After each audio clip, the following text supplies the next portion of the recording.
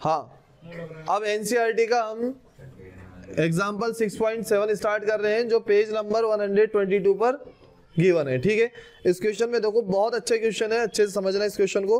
मैं question read कर रहा हूं। A bob of mass small m is suspended by a light string of length capital L।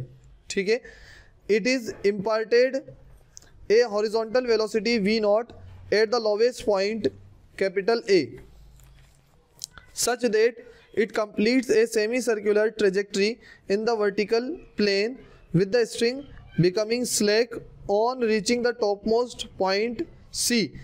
This is shown in figure. अब देखो question में क्या बोला है, अभी आधा क्वेश्चन पढ़ा है मैंने वहाँ तक का जहाँ तक हमें कंडीशन दी है, फिर उसके बाद में क्या क्या पूछ रहा है वो मैं अभी दोबारा रीड करूँगा। कंडीशन क्या दे रखी है, देखो क्वेश्चन में बोला गया है कि एक बॉब है जिसका मास क्या है m, ठीक है, और उसे एक स्ट्रिंग से बांध रखा है हमने। ठीक है, किससे बांध रखा है, एक स्ट्रिंग से बांध रखा है। ठीक है, और इस स्ट्रिंग की लेंथ कितनी है l, डायग्राम में दिखा भी रखी ये चीज़ हमें। ठीक है, अब ये जो स्ट्रिंग है, ये जो बॉब है, ये घूमेगा, चक्कर काटेगा ऐसे। ठीक है, और 3 पॉइंट दे रखे हैं हमें डायग्राम में, जिसमें से ये पॉइंट है A, ठीक है, और यहाँ एक पॉइंट है, इस जगह एक पॉइंट है B, ठीक है, और यहाँ इस जगह एक पॉइंट है C। समझ रहे हो बात को आप? ठीक है, ये रहा C पॉइंट। क्वेश्चन में बोला कि ये जो है आधा चक्कर काट रहा है। ठीक है, जब हमने इसको यहाँ से कुछ वेलोसिटी प्रोवाइड करी और ये क्या कर रहा है, यहाँ से घूम के यहाँ आके कितना चक्कर काटा इसने, आधा चक्कर काटा है। कितना चक्कर काटा है, आधा। ठीक है, सेमी सर्कुलर ट्रेजेक्टरी बना रहा है, सेमी सर्कुलर ट्रेजेक्टरी मतलब आधा चक्कर काट रहा है। ठीक है, अब दूसरी एक और बात इसने बोली है कि जब ये यहाँ पर C पॉइंट पर पहुंचा है तो जो ये रस्सी है यहाँ आकर इस रस्सी क्या हो गई, स्लैक हो गई। स्लैक मतलब ढीली हो गई। ठीक है, अब रस्सी ढीली हो गई तो यहाँ टेंशन कितनी बचेगी बताओ, 0।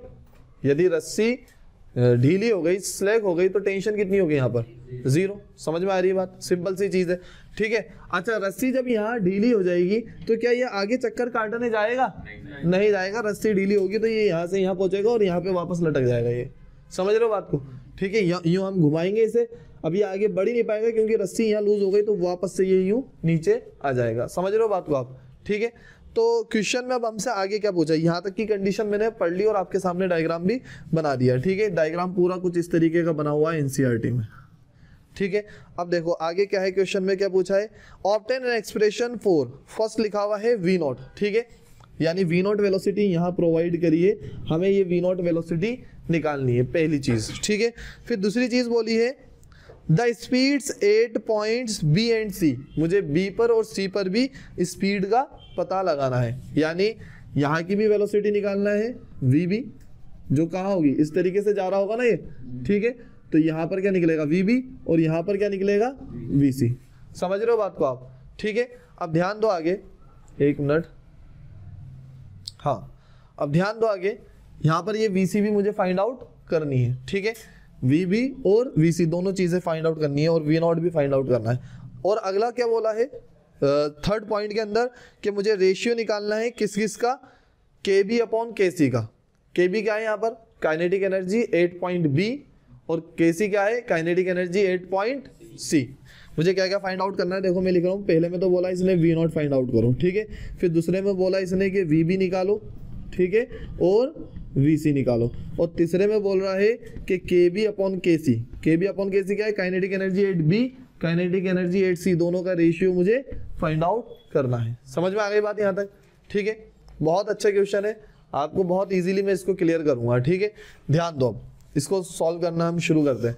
मुझे एक बात बताओ, सबसे पहले तो इस क्वेश्चन में हम कंजर्वेशन ऑफ एनर्जी पढ़ चुके हैं, तो मुझे एक बात बताना, इस पॉइंट पे, इस पॉइंट पे और इस पॉइंट पे, तीनों पॉइंट पर A, B, C, क्या एनर्जी सेम रहेगी? तो क्या मैं ऐसा लिख सकता हूं यहाँ पर, पहली कंडीशन, फर्स्ट कंडीशन में यहाँ पर ही लिख देता हूं, इस जगह लिखता हूं, चलो, condition EA equals to EB equals to EC। ठीक है, ये हम जानते हैं, ये हम जानते हैं। ठीक है, तो यहां तक कोई दिक्कत वाली बात नहीं है। ये वाली चीज को हम यूज करेंगे बीच में। अब मैं क्या करूंगा, पहले तो ए पर काइनेटिक ए पर एनर्जी निकालूंगा, टोटल एनर्जी किस पे निकालूंगा, ए पॉइंट पे, फिर मैं किस पे निकालूंगा, बी पे, और फिर किस पे निकालूंगा, सी पे। तीनों पॉइंट्स के ऊपर मैं क्या करूंगा, एनर्जी फाइंड आउट करूंगा। ठीक है, तो देखो यहाँ पर पहला केस, मैं 3 केस बनाता हूँ यहाँ पर। ठीक है, ये पहला यहाँ लिखूंगा, दूसरा इस जगह, ठीक है, और तीसरा यहाँ पर। ठीक है, तो फर्स्ट पॉइंट पे देखो एनर्जी क्या होगी, ई ए इक्वल्स टू, मुझे बताओ यहाँ पर कौन कौन सी एनर्जी होगी इसके पास। यहाँ पर ओनली इसके पास काइनेटिक एनर्जी होगी, पोटेंशियल एनर्जी क्या होगी, 0। क्यों 0 होगी, क्योंकि बिल्कुल लोवेस्ट पॉइंट पर है। ठीक है, क्योंकि यहाँ पर क्या है, बिल्कुल लोवेस्ट पॉइंट पे, तो ओनली यहाँ पर कौन सी एनर्जी होगी इसके पास, काइनेटिक एनर्जी होगी। तो मैं यहाँ पहली चीज तो क्या लिखूंगा, E A equals to P A plus K, यही लिखूंगा। ठीक है, और ई ए इक्वल्स टू कितना लिखूंगा, 0 plus half m v not square. क्या लिखूंगा यहाँ पर, half m v not square, यानी E A equals to ultimately मेरे पास किसके बराबर आ रहा है, half m v not square के। इसे इक्वेशन नंबर 1 नाम दूंगा। क्या नाम दूंगा, इक्वेशन 1। ठीक है, अब सेकंड काम करेंगे हम, किसका, बी का। ठीक है, मुझे बताओ ई बी इक्वल्स टू कितना होगा, पी बी प्लस के बी, अरे यही तो होगा। अब मुझे एक बात बताओ, यहाँ से ये ऊपर चला गया तो पोटेंशियल एनर्जी आएगी नहीं आएगी, आएगी। कितनी पोटेंशियल एनर्जी आएगी, इस लेंथ के हिसाब से पोटेंशियल एनर्जी आएगी। एक्चुअली पोटेंशियल एनर्जी का फॉर्मूला क्या होता है, जब हाइट के लिए बात करते हैं, mgh। ठीक है, अब यहाँ हाइट कितनी है, ये यहाँ से यहाँ गया है, तो ये डिस्प्लेसमेंट कितना हुआ, एक तरीके से ये डिस्प्लेसमेंट जो हो रहा है, ये डिस्प्लेसमेंट L हो रहा है। आप देखो ना, ये L है तो यहाँ तक का डिस्प्लेसमेंट ही तो हुआ है। तो मैं यहाँ क्या लिखूंगा, EB equals to mgl plus, और काइनेटिक एनर्जी एट बी कितना होगा, हाफ एम, यहाँ वेलोसिटी कितनी है, vb, तो मैं यहाँ लिखूंगा vb स्क्वायर। कोई हर्ज नहीं है, यहाँ तक बात समझ में आ गई पूरी। ठीक है, अब मैं बात करूंगा सी की। किसकी बात करूंगा, सी की। तो यहाँ पर क्या होगा, EC equals to PC plus KC। अरे होगा नहीं होगा, ठीक है। अब ध्यान दो, यहाँ पर बहुत सिंपल सा मसला है। EC इक्वल्स टू PC की जगह कितना लिखूंगा बताओ, यहाँ पोटेंशियल एनर्जी कितनी होगी, पूरी हाइट कितनी होगा, अभी यहाँ से यहाँ तक बताओ, ये लेंथ L और ये लेंथ L 2L, तो यहाँ पोटेंशियल एनर्जी कितनी आ गई, mg 2L प्लस KC की जगह कितना लिखूंगा, half m VC square, half m VC square.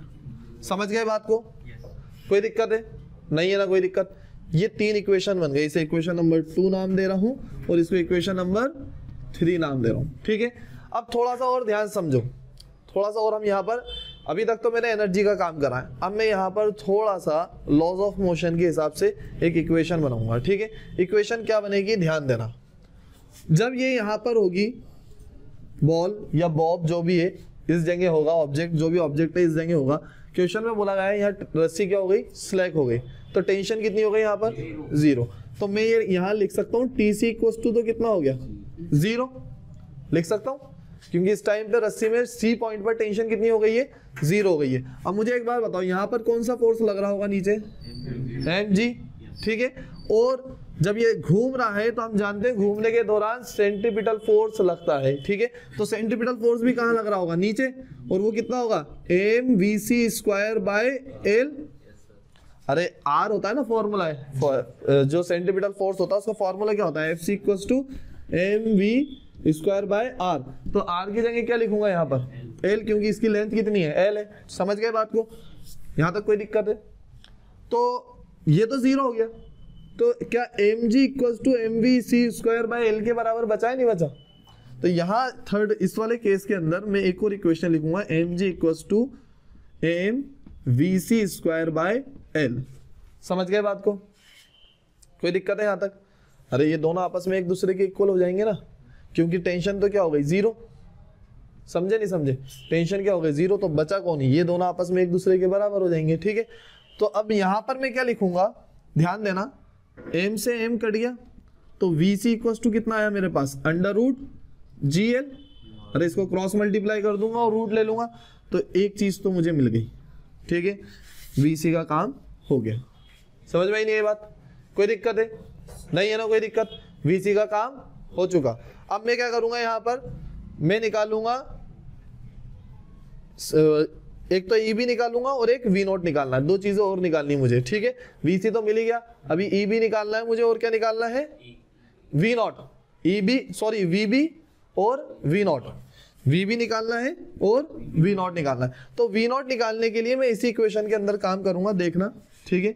क्या कर रहा हूं मैं, ध्यान दो, put the value of equation 1 इन 3, ठीक है। इक्वेशन 1 ये रही और ये रही इक्वेशन 3।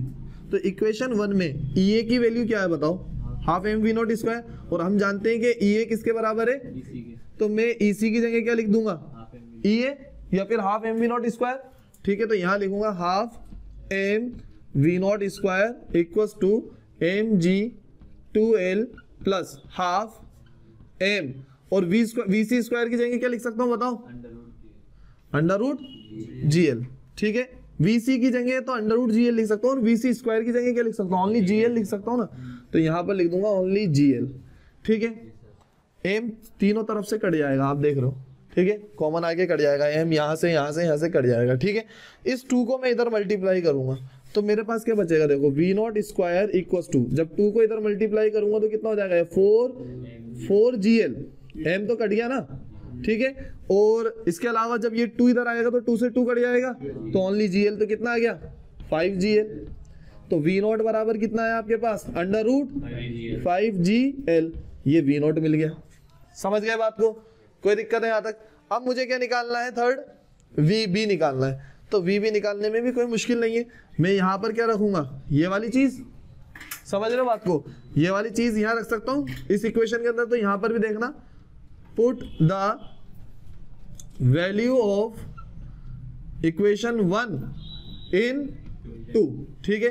तो ये वाली वैल्यू जब यहाँ पुट करूंगा तो कितना आएगा, half m v not square equals to mgl plus half m VB square. अरे समझ रहे हो बात को, ठीक है। अब देखो V नॉट की वैल्यू ये रही मेरे पास, ठीक है। कितनी है V नॉट की वैल्यू बताओ, अंडर रूट 5 GL, ठीक है। और V नॉट स्क्वायर को क्या लिख सकता हूँ, 5 GL, ठीक है। तो यहाँ पर मैं कितना लिखूंगा, 1/2 m 5 GL इक्वल्स टू कितना होगा, mgl plus 1/2 m VB square. समझ रहे हो बात को, m से m कट जाएगा, सब तरफ से कटेगा, नहीं कटेगा, ये कितना हो गया 5/2 GL, या चाहो तो इस 2 को भी इधर मल्टीप्लाई कर दो, ठीक है। तो इधर कितना बचेगा, 5 GL इक्वल्स टू, ध्यान देना अब क्या आएगा यहाँ पर, जब ये इधर मल्टीप्लाई हो जाएगा तो 2 GL प्लस ये 2 से 2, जब 2 उधर जाएगा 2 से 2 कट जाएगा, m कट ही गया था, तो ओनली क्या बचा, VB स्क्वायर। जब इसको इधर लूंगा तो कितना आएगा, 3 GL, ठीक है। तो मेरे पास VB इक्वल्स टू कितना आ गया है, अंडर रूट 3 GL, ये VB भी निकल गया, ठीक है। ये 3 चीजें आपकी फाइंड आउट हो गई, VC, V नॉट और VB। अब बच रहा है ओनली एक चीज, वो क्या है, KB अपॉन KC।